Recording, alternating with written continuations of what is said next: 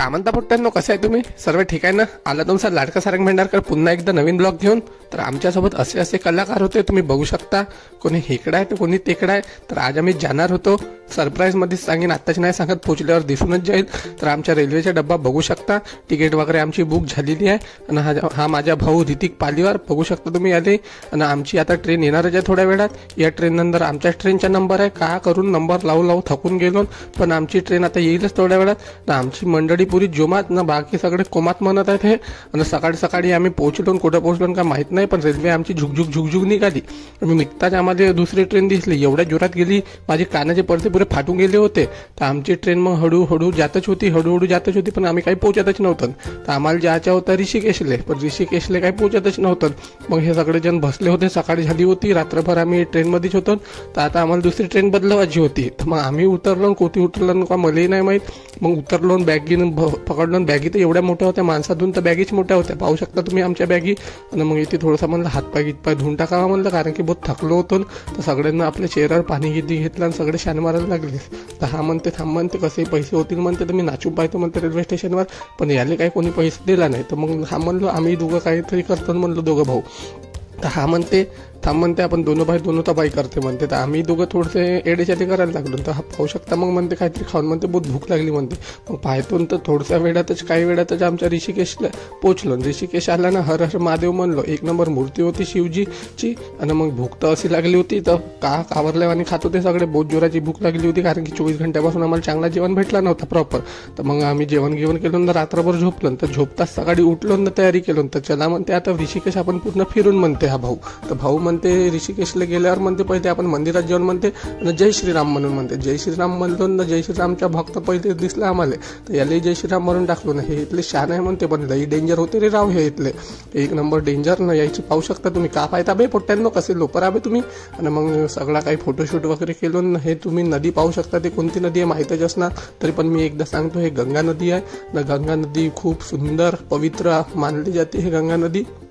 आणि ऋषिकेश हे उत्तराखंडातील राज्यातील एक प्रसिद्ध तीर्थक्षेत्र आहे, जे जगाची योग राजधानी म्हणून ओळखले जाते. पवित्र गंगा नदीच्या काठी वसलेले हिमालयाच्या पायथ्याशी असल्यामुळे त्याला हिमालयाचे प्रवेशद्वार सुद्धा म्हटले जाते. आणि तिथं योग आणि ध्यान केंद्र, तसेच विविध खेळ जसे की बंजी जम्पिंग आहे, रिव्हर राफ्टिंग आहे, खूप सारे असे राफ्टिंग खूप सारे आहे. म्हणून तिथं खूप मजा आली. आणि आम्ही आता म्हणलं थोडा गंगा जल वगैरे घेऊ म्हटलं, आणि जय गंगा मा. आणि मग म्हणलं नाश्ता वगैरे करून म्हटलं ना, नाश्ता काय केलो नव्हतं, तर पाय येतही असे कावरले, म्हणून यायला कुठे नेवसं नाही लागे बे.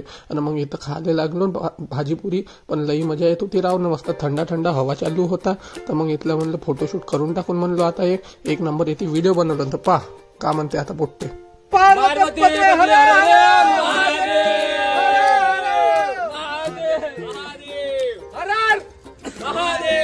अभी हम आ गए राफ्टिंग के रूम में, आपको कैसा लग रहा है? मस्त लग रहा है, अच्छा लग रहा है, बहुत एक्साइटेड है, बहुत एक्साइटेड। ओ, और आपको? बहुत एक्साइटिंग आ रही है, मजा आ रहा है। और भैया आप कैसे हो? मैं तो बहुत जोरदार हूँ। जोरदार है, मैं दिख नहीं पाऊंगा।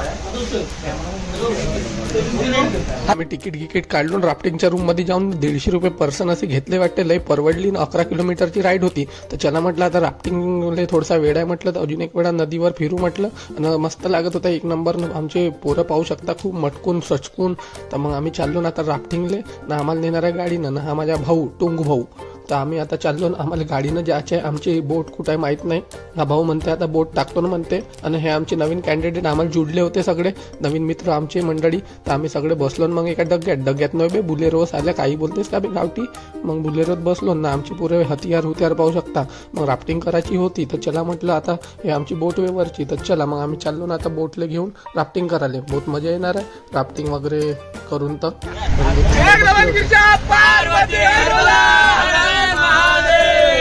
पार्वती पते हर हर महादेव।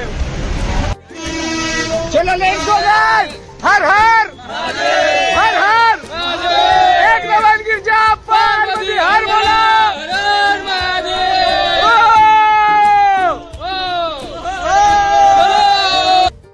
म्हणतो ना गाईस, शिव आहे तो सब कुछ सुंदर आहे, म्हणून म्हणतो माझ्यासोबत राहाल, ज्या माझ्यासोबत राहाल तर असेच मजा पाल. आणि हा पुरा जंगलातून तुम्हाला वाटत असेल जंगलातून कुठं नेत आहेत, पण आता आम्ही चाललो नदीवर. गंगा नदी जवळ आम्ही आता पोहोचलो ना. चाहून थोडासा खाली उतरायचं आहे, पहाडीवर राहून का नाही, थोडासा उंच ठिकाण आहे इथून, म्हणून आता खाली चाललो ना. आम्ही गाडीनं आलो आणि सर्वजण पाहू शकता आपले हेल्मेट लावून. तुम्हाला वाटत असेल हेल्मेट काढून, हे सेफ्टीसाठी दिलं आहे सगळं काही आम्हाला सामान, जॉकेट, हेल्मेट वगैरे, कारण की आमची काळजी त्यांना घेणे आहे. आणि आम्ही महाराष्ट्रातून आलो म्हणून जय महाराष्ट्र. हा पोरगा पाहणं कसं शान मारते, कधी केलं का नाही तर असा दाखवत आहे का म्हणू या पोट्ट्याने. तर चला म्हणलो ना, आता एवढे जण एकला स्माईल करून टाकून म्हणलो, सेल्फी करून टाकून म्हणलो, कारण की कोण कुठं हारवल काही माहित नाही. पण असं होणार नाहीये. हर हर महादेव म्हणतो आणि आता समोर जातो. आणि हे बोट चालली आमची उलटी करून, बोटही नेत होतो आणि सगळ्यात मजा तर अशी येत होती, तर कधी बसीन कधी नाही असा वाटत होता.